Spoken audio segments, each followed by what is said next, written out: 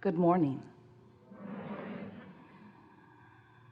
We are extremely pleased that you are here. It is good to come together for the purpose of co-creating. Do you agree? Yes. You are knowing what you are wanting. It's a good thing, isn't it? That feeling of clarity, nothing better, is there? And so are you appreciating the contrast that brings you to clarity?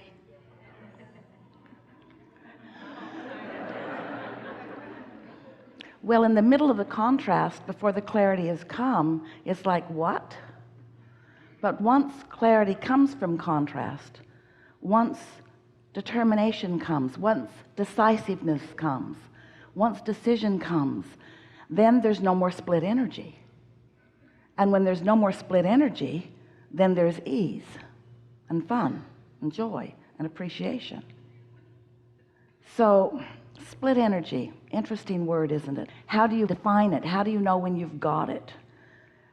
What is energy anyway? What is vibration? What is the power of thought? Because here you are in your physical bodies, seeing and hearing and smelling and tasting and touching, living life, defining life through visuals and audio. And yet there is a vibrational basis to everything that few understand. They see the results, or they hear the results, they experience the results of all of this vibration moving around. But it is a really rare person who has control of their vibrational being. And yet that is what is necessary for deliberate creation.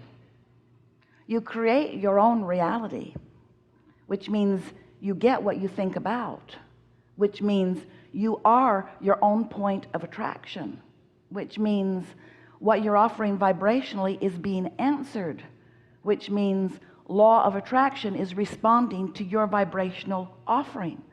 But still, almost no one is aware of their vibrational offering. You are aware of what comes back to it.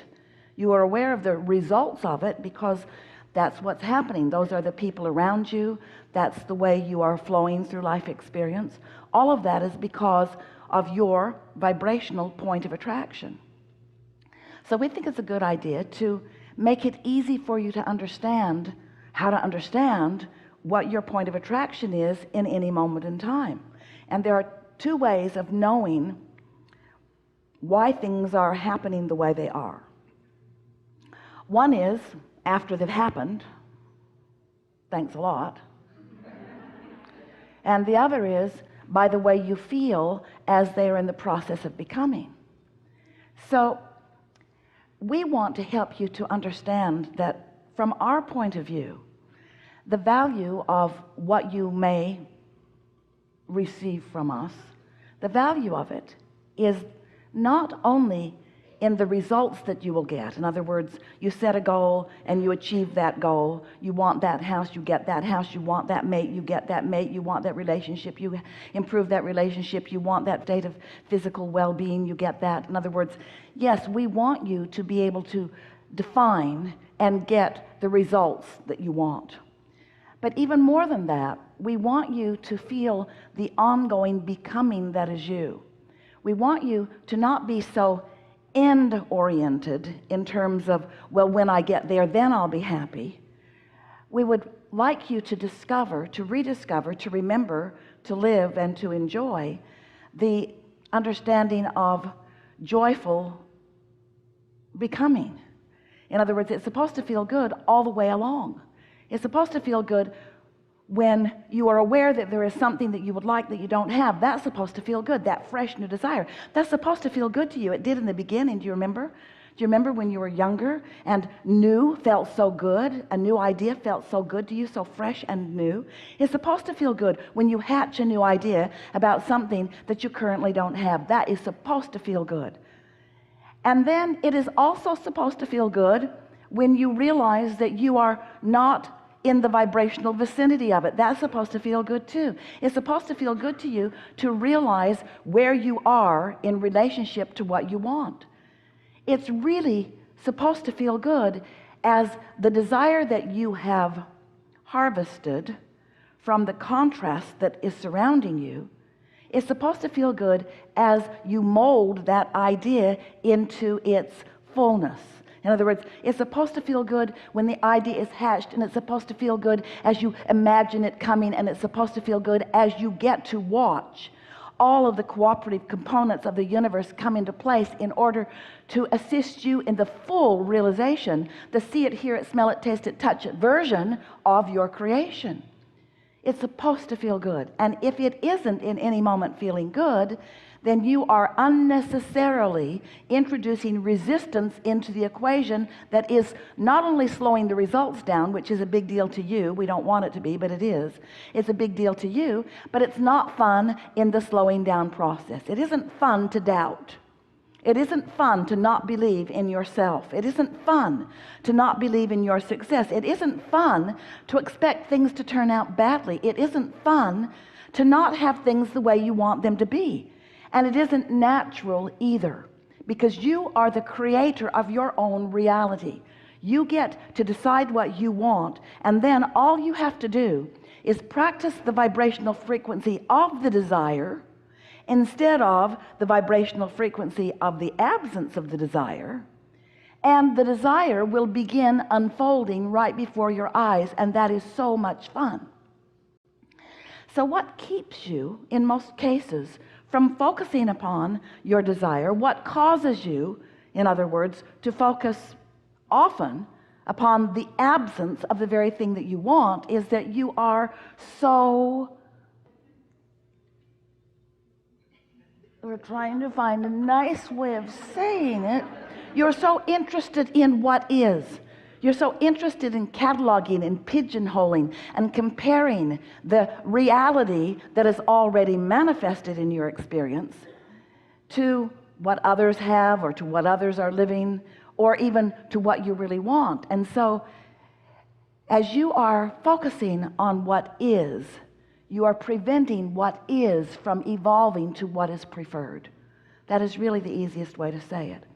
Well, you got to wonder, well, Abraham, what am I supposed to focus on? In other words, I've got all of these physical senses, and I am a keen observer. How do I not observe what is? And we say, you're supposed to be able to observe what is, but be a better selective sifter about it. Look for more of the positive aspects and complain less, and look for more reasons to feel good, and look for more reasons to pat yourself on the back, and others too. Look for more reasons to appreciate, and look for more reasons to reflect on the good things that are coming. Because you are an extension of source energy who is always doing that. And the way you feel in every moment in time is completely about what you're doing in relationship to what that larger part of you is doing. We say to you that you are vibrational beings, but even better description of you is that you are extensions of source energy. You are source energy in physical bodies. You are leading edge creators out here on the leading edge of creation. And so as you came into this physical body, you came from source energy, and the larger part of you didn't come into this body. The larger part of you still remains source energy. So here you are, an extension of source energy, forever tied to that perspective, forever emotionally tied to that perspective, forever vibrationally tied to that perspective. And the reason that you are emotionally tied to that perspective is because that source energy perspective of you has an opinion of you, of where you are, of what you're doing, of others around you, of life, of your creation. In other words, source is interested, deeply interested, so intricately involved in all that you are. So when you find a reason to be mad at someone, the reason that it feels so awful is because source within you is not in agreement with your negative attention to this person or this situation.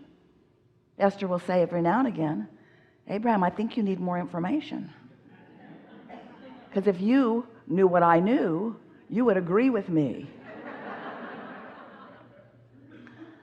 But the thing about source is pure positive energy, no resistance. When source holds a desire, source does not contradict that desire with contrary thought. So here's how it works. You were source energy before you came into this physical body. As you came into this physical body, here you are exploring the variety around you, knowing what you don't want, knowing what you do want, launching these rockets of desire. And each time, from your unique and very important point of view, you launch a rocket of desire, source acknowledges that new desire and becomes it vibrationally. So you just became whatever it was that life caused you to want vibrationally. Now, as a human, you often want to say, oh, big deal, I became it vibrationally, but I still don't have the money in my bank. I became it, I launched the desire, but the desire is still not mine. Jerry said so often, I want to find a way to explain how vibrations become manifestations. He wanted to write a book called Turning Thoughts to Things, because you all live in a universe where you're aware of things, but you got to be aware of the thoughts and their relationship to the things. And we want to take it further. We want you to understand that you were source energy intent on manifesting here in this time-space reality, and here you are in your bodies all manifested. And you intended, through the power of your thought, to set into motion all kinds of things that have to do with you, all sorts of manifestations, all sorts of actualizations, all sorts of evidences of your vibrational intent. So here you are in your physical bodies, exploring and launching desires all day, every day. But the question is, why are the desires that you are identifying not more easily coming into manifested form? And the answer is because you are contradicting your own desires with thoughts. You're contradicting your own desires with current beliefs. A belief is just a practiced thought. It's just a thought you keep thinking. So if you could think more thoughts about what you want and fewer thoughts about what you don't have, more thoughts about what's coming and fewer thoughts about what hasn't come, if you could decide that you're going to personally discover thoughts that feel good to you when you think them and think more of those, and also be aware of thoughts that don't feel good when you think them and think fewer of those, you would begin to clean up the resistance in your experience, and you would have this pure path between where you stand right now and what you really want. You see, the source within you, it's true of us as we acknowledge you. We know where you stand in relationship to everything that you want. And so source is calling you continually on what we are calling a path of less resistance, or a better way of saying it is a path of most allowance, toward the fulfillment of what you want. It's like breadcrumbs being dropped for you to see. But you've got to be in the vibrational vicinity of the source within you in order to realize that trail. Your trail is being revealed to you all day, every day. The question is, are you realizing it? And the answer is not so much, not hardly enough, not nearly what you intend, because you are often vibrationally focused in a way that holds you in a frequency that doesn't allow you the realization. You know that feeling? You've heard yourself say, oh, I just got the best idea.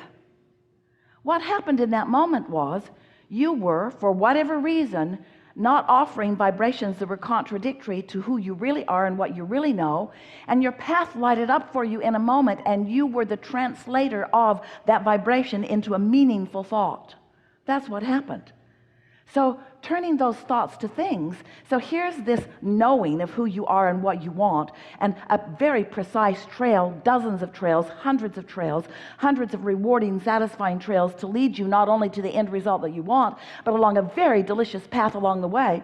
So here is this vibration, here it is, but are you realizing it? It's being revealed to you, it's being offered to you, it's being transmitted to you. It's source knowing what you want, where you are in relationship to what you want, and source offering divine clarity about how to get there.